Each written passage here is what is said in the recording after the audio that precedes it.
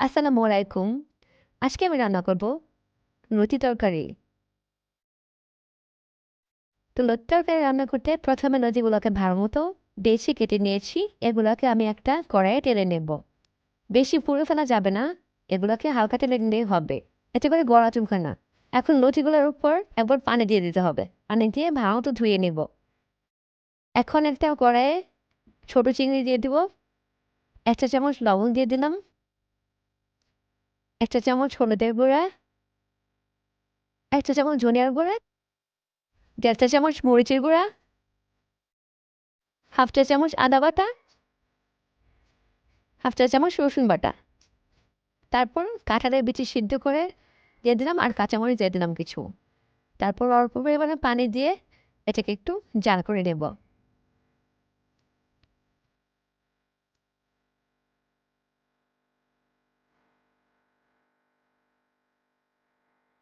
আমার এটা জাল করা হয়ে গেছে।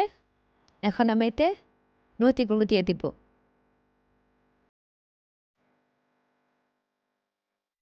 লতিগুলো দিয়ে ভালো মতো মিশিয়ে নিতে হবে।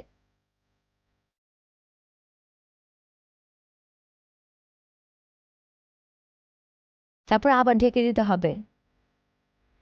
কিছুক্ষণ পরে এটা চেক করে নেবেন এটা সিদ্ধ হয়েছে কিনা।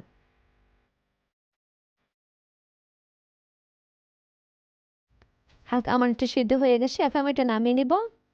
এখন একটি ফ্রাই প্যানে ৩-৪টা তেজপাতা দিয়ে দিব। অল্প পরিমাণে তেল দিয়ে দিব। তারপরে কিছু পেঁয়াজ কুচি দিয়ে দিব। আমি পেঁয়াজ কুচিটাকে ভেজে নেব। ততক্ষণ পর্যন্ত ভেজে নেব যতক্ষণ পর্যন্ত একটা বাদামি কালার না হয়।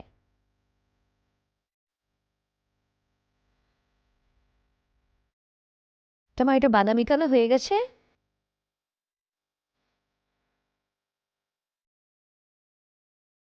কচু লতিগুলো দিয়ে দিব।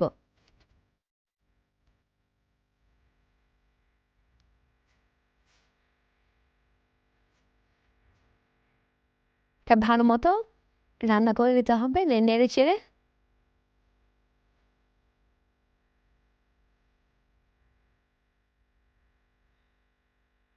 ঝোলটা হালকা টেনে গেলে এতে আমি ১ চা চামচ জিরা গুঁড়ো দিয়ে দিলাম আর হাফ চা চামচ গরম মশলা গুঁড়ো দিয়ে দিলাম। এটা দিয়ে নেড়ে চেড়ে ৫ মিনিটের মতো রান্না করতে হবে। ৫ মিনিট রান্না করলে এটা হয়ে যাবে। তোমার ৫ মিনিট হয়ে গেছে। আমার কচুলতি রান্না শেষ। এই যে আমি এখন এটা একটা বাটিতে উঠিয়ে নিচ্ছি। তৈরি হয়ে গেলো আমার মজার মজার কাঁঠালের বিচি এবং চিংড়ি মাছ দিয়ে লুচি তরকারি।